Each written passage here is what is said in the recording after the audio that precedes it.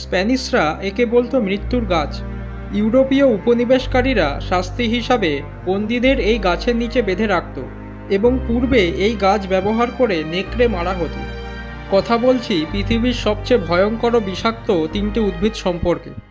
ম্যানচিনেল Caribbean দ্বীপপুঞ্জ, মধ্য America, দক্ষিণ ফ্লোরিডা ও উত্তর আমেরিকার উপকূলীয় অঞ্চলে এই উদ্ভিদের দেখা মেলে। প্রায় 15 থেকে 20 মিটার লম্বা হয়। পাতাগুলি ডিম্বাকৃতি, চকচকে ও সবুজ।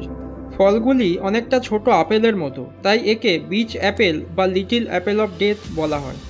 এই গাছের ছাল, পাতা, ফল এমনকি নির্গত রস সবকিছুতেই ফোরবল অ্যাসিড নামক তীব্র বিষাক্ত রাসায়নিক থাকে। বৃষ্টির দিনে গাছের নিচে দাঁড়ালেও বিপদ হতে পারে, কারণ পাতার উপর জমে থাকা জল রস মিশ্রিত হয়ে ত্বকে ফোড়া, জ্বালা, চুলকানি সৃষ্টি করতে পারে। গাছটি আগুনে পুড়লে এর ধোঁয়াও বিষাক্ত।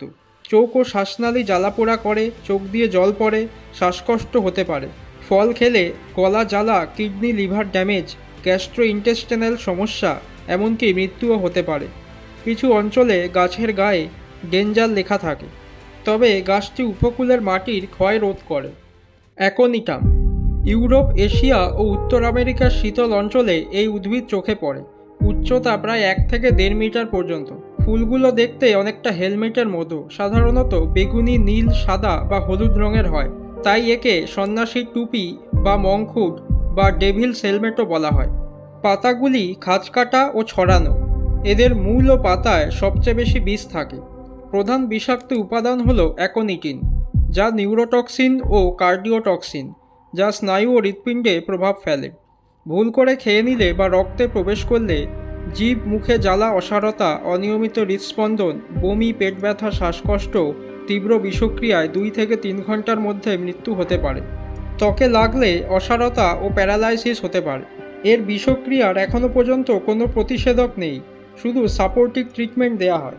উদ্ভিদটি অনেক সুন্দর হওয়ায় অনেকেই অজান্তে বাগানে একে লাগিয়ে থাকে, কিন্তু এটি খুবই বিপজ্জনক। শিশু ও পোষা প্রাণীদের থেকে একে দূরে রাখতে হবে। রিসিনাস কমিউনিস মূলত আফ্রিকায় উৎপত্তিস্থল হলেও বিশ্বজুড়ে উষ্ণ জলবায়ুতে এটি জন্মায়। সাধারণত 1.5 থেকে 4 মিটার পর্যন্ত লম্বা হয়, তবে উপযুক্ত পরিবেশে 10 মিটারও হতে পারে। পাতাগুলো বড়, খাঁজকাটা ও তালপাতার মতো দেখতে। বীজগুলি ডিম্বাকৃতি, বাদামি কালো ছোপ ছোপ ও দাগযুক্ত। এর প্রধান বিষাক্ত উপাদান হল রিসিন।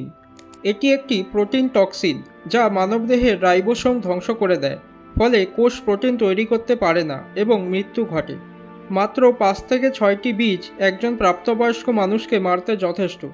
বীজ খেলে 6 থেকে 12 ঘন্টার মধ্যে উপসর্গ শুরু হয়: বমি, পেট ব্যথা, ডায়রিয়া, তীব্র পানিশূন্যতা, অঙ্গ বিকলতা। চিকিৎসা না করলে 3 থেকে 5 দিনের মধ্যে মৃত্যু হতে পারে। ত্বকে বা চোখে লাগলে হালকা জ্বালাভাব হতে পারে, তবে মূলত গিললে সবচেয়ে বিপজ্জনক। এর বীজ থেকে বিষ মুক্ত করে তবেই তেল তৈরি করা হয়, যা কাস্টার অয়েল নামে পরিচিত। এটি ল্যাক্সেটিভ হিসাবে প্রসাধনী, চুলের তেল, সাবান, রং, লুব্রিকেন্ট ইত্যাদিতে ব্যবহৃত হয়। শিল্পক্ষেত্রে পেইন্ট, প্লাস্টিক, বায়োডিজেল তৈরিতেও ব্যবহৃত হয়। রিসিনকে বায়োলজিক্যাল অস্ত্র হিসাবে বিবেচনা করা হয় এবং অনেক দেশে এটি নিষিদ্ধ। তো বন্ধুরা, এরকমই রহস্য, রোমাঞ্চকর কোনো তথ্য নিয়ে আবার হাজির হব জ্ঞানের দিশায়। সবাই খুব ভালো ও সুস্থ থাকবে।